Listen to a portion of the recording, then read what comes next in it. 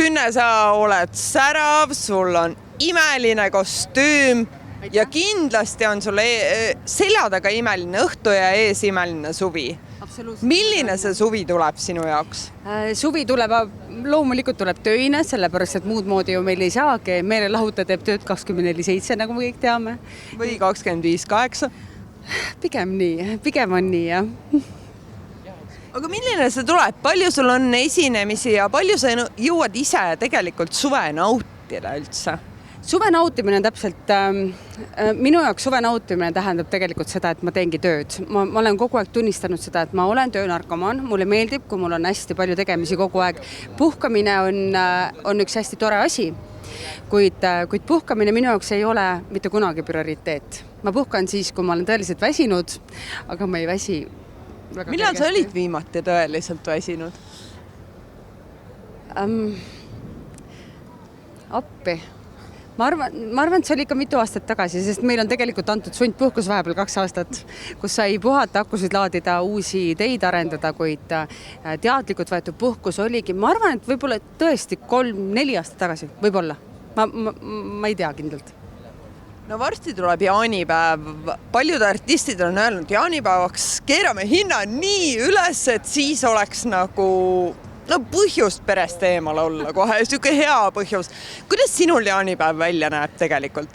Jaanipäev on loomulikult töine. Meil on mitu jaanipäeva, 22. juuni näiteks on meil üks hästi suur pidu tulemas, nii et palun tulge kõik peole. Ka 23. juuni on pidu tulemas. Kus see 22 on? 22 on meil Uhtjärve jaanituli. See on Võrumaal. Nii et see on nagu üks selline paik, mis on avastamata pärl veel, ma olen Eestis. Nii et see on koht kindlasti, kuhu võiks tulla. Kuid suvi üldiselt on, ma olen nii palju igal pool ja ma ei oska isegi peast praegu täpselt graafikut öelda, kuhu nagu tulla, sest mul ei ole peas need asjad.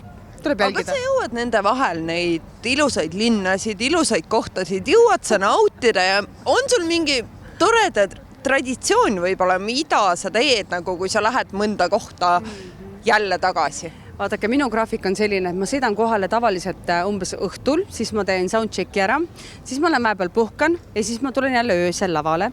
Siis ma sõidan koju vara hommikul, ehk siis olgem ausad, ega ma väga ju tegelikult ei näe seda lokatsiooni, kus ma olen, geograafilist punkti ja nii edasi. Et Google Maps on abiks. Google Maps aitab alati, autojuht on veel parem.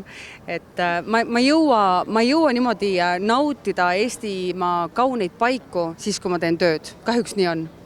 Aga mida sa jõuad nautida, kui sul on vaba hetk? Mis on sinu lemmikjook näiteks? Mis on sinu siuke, on sul mõni special naps, mille poole sa vaatad siis, kui on nagu tõesti siuke, nüüd on minu hetk? Mul on üks tohutu lemmikjook ja see on värskelt pressitud mahl, muide.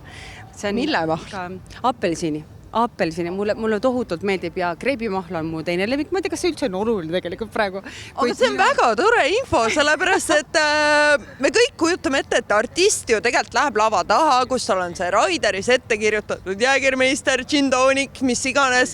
Ja nüüd sa ütled meile hoopis, et on hoopis kreebimahl. Mina olen võib-olla siis sel juhul erand. Ma ei tea, ma ei räägi teistest, ma räägin alati enda eest, et mina enne esinemist mitte kunagi ei tarbi alkoholi. Mitte iialgi. Sellepärast, et mina tahan, et mul säiliks laval kontroll.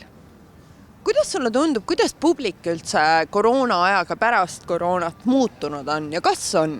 Väga palju on muutunud, inimesed on läinud ettevaatlikumaks, inimesed nad hoiavad kerget distantsi võib-olla tema ees oleva inimesega, et tegelikult see pilt on muutunud, kuid ma siiralt loodan, et see harjumus muutub uuesti ümber, sest et minule meeldib, kui rahvamass on ees, kõik on koos, ühtne meeskond seal minu lava ees, et ma igatsen seda aega, ma olen väga kindel, et see tuleb tagasi.